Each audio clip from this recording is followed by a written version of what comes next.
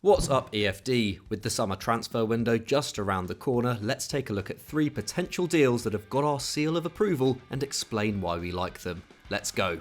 Gabriel Jesus to Arsenal. We kick off with the move that right now looks like a very real possibility. Gabriel Jesus seems keen for a new challenge following years of rotation at Manchester City, and with the citizens securing the services of Julian Alvarez and Erling Haaland, opportunities may be even scarcer under Pep Guardiola next season. His agent Marcelo Pettinati recently confirmed that they have held talks with Arsenal, also stating that his client is keen on Mikel Arteta's project in North London.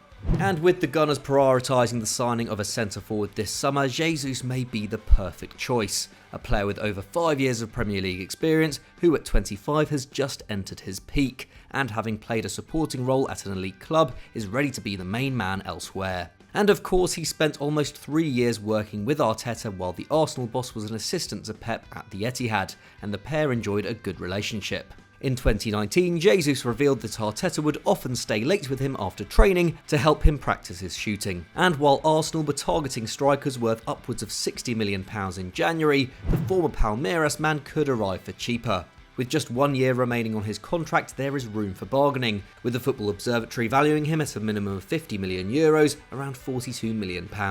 But what would he bring to the Gunners' attack? Well, having worked at Man City for so long, Jesus is a tactically versatile centre-forward, having played a fair amount of minutes on both the left and right under Guardiola. This means that he will not only be a goal threat, but should be able to act as a facilitator for Martinelli, Saka and Smith Rowe, who have scored a combined 26 league goals so far this term. Jesus has as many assists as goals in this season's Premier League, while his 1.8 key passes per 90 ranks him ahead of Bernardo Silva, Phil Foden and Raheem Sterling in the Man City squad. And when it comes to quality of chance creation, he really stands out. Only Kevin De Bruyne, Jack Grealish, Mo Salah and Trent Alexander-Arnold beat his 0.28 expected assists per 90 in the Premier League. Of course, it helps that he plays in a side that routinely scores around 100 league goals a season, and he would probably be playing the majority of his football through the centre at the Emirates. But Jesus' experience in different roles will help give Arteta's side more fluidity. And while he has a reputation for blowing hot and cold, he's not a bad goal scorer either. He takes 2.6 shots in the box per 90 minutes, the joint highest average in the City squad along with Riyad Mahrez, while his 0.44 non-penalty expected goals per 90 is only beaten by Raheem Sterling. His off-the-ball movement is excellent and should make him an ideal target for a creator like Martin Ødegaard. But he isn't the most consistent finisher, and this is backed up by the numbers. Jesus has underperformed his XG in all but one of his 5 seasons at City, and his 36% shot accuracy, while far from bad, is only good enough for 6th among the side's attacking roster. Considering almost all his chances come inside the box, it could certainly be higher. It's still an improvement on Lacazette's average this term, but is way below what the clinical Aubameyang was managing before his departure. Arteta would no doubt hope that the Brazilian is just as keen to stay late in practice as he was when the pair were together in Manchester. Nevertheless, at his price range, there are few, if any, better striking options than Gabriel Jesus on the market this summer. And with the North London club potentially needing 2 centre-forwards, it seems a no-brainer. Get Jesus in on a good deal and the Gunners could back him up with a younger, more raw talent for the future, for example Rance's Hugo Ekitike. Manage that and they will be one of the Premier League's most exciting attacking outfits next term. Youri Tielemans to Real Madrid.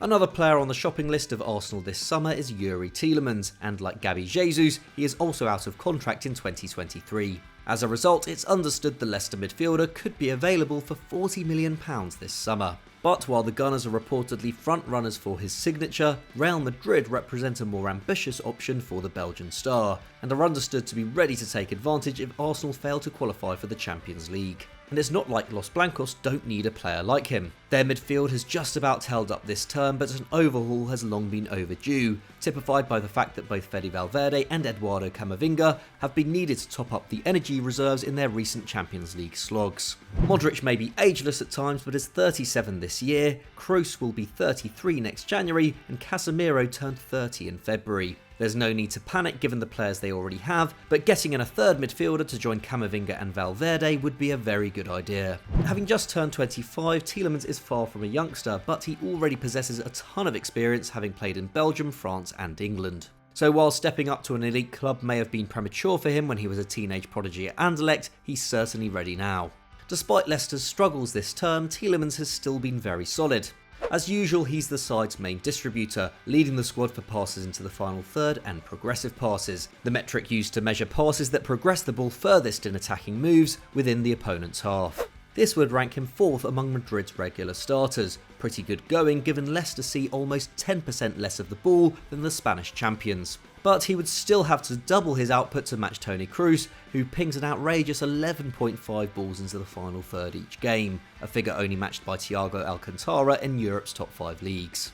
But while he has big shoes to fill, Tielemans doesn't need to reach the heights of Kroos to be a success. At Madrid, where there is no one designated creator, this is a part of his game we could see improve. Whereas at Leicester, where he is having to do almost all the ball progression, especially in the absence of Wesley Fofana, and is also making almost 4 tackles and interceptions per 90, more than any midfielder bar Wilfred Ndidi, this wouldn't be the case in a side containing the likes of Alaba, Rudiger, Casemiro and Valverde. Given more freedom, Tielemans could flourish in the final third, upping his 1.3 key passes per 90. If he can bring that average closer to 2, then he would be one of the top creators at the Bernabeu. Real are of course hoping to be welcoming Kylian Mbappe this summer, and having already allocated a large chunk of their wage bill to Rudiger, a more frugal approach to recruiting in midfield would be wise. Considering this, Tielemans ticks a number of boxes. Bremer to Leicester. But despite Tielemans' likely departure, the problem area at Leicester remains the back line. Wesley Fofana, who enjoyed one of the best debut seasons for any Premier League defender in 2021, has missed almost the entire campaign, while vice-captain Johnny Evans has been absent for 23 games through injury. Daniel Amati has had to fill in at centre-back as a result, with even Wilfred Ndidi stepping in at points, leaving Caglar Soyuncu woefully exposed without a top defender alongside him. Yannick Vestergaard, meanwhile, isn't trusted by manager Brendan Rodgers, making just 6 starts all season. Torino centre-back Bremer could be the answer.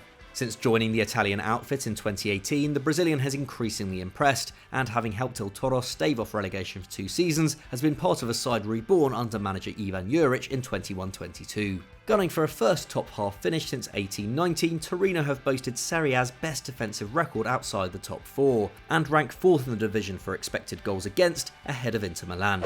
This has a lot to do with the high pressing system that Juric has put in place, one that sees his side win the ball in advantageous areas and starve the opposition of possession, ranking 8th in the league for ball retention, ahead of rivals Juventus. But the performances of the back line have also been superb, with Bremer at the centre of their success. The 25-year-old has played more minutes than anyone else in the squad for the 2nd season running, and has been near impassable all campaign. Despite being a physically imposing player, winning 4.5 aerial duels per 90, he doesn't tackle very often, with his 1.6 a game ranking him in the bottom half of centre-backs. Where he really excels, however, is in his reading of the game. He makes an astounding 3.7 interceptions each match, a figure that ranks him in the top 1% of players in his position, and a quality that makes him perfect for a pressing team. He isn't much of a ball progressor, an area teammates Ricardo Rodriguez and Mergin Voivoda are more active in, while he only completes 42% of his long balls. But with Soyuncu and Fofana already in the side, this isn't something Leicester are in need of. Finding a long-term successor to the 34-year-old Evans is surely their priority, and Bremer has the defensive intelligence to be able to lead the Foxes' back line. He's also at his best in the centre of a back 3, something Rodgers has used effectively in the past and may want to return to. He recently signed a contract extension until 2024, meaning Torino can afford to set their sights high on a price this summer. But even so, a figure in the region of £40 million should be enough to secure his services. Leicester's main problem will be fending off bigger clubs, with Chelsea also said to be interested. But with Dennis Pratt on loan in Turin from the King Power, they hold a potential bargaining chip. If the Foxes want to regain European football next term, then getting Bremer through the door should be top of their agenda. So those were our 3 smart transfers that could happen this summer, but which of these are you the biggest fan of? Let us know in the comments below and give us your reason why. If you enjoyed this video, please leave us a like and subscribe to EFD if you haven't done so already. Thanks for watching, we'll see you next time.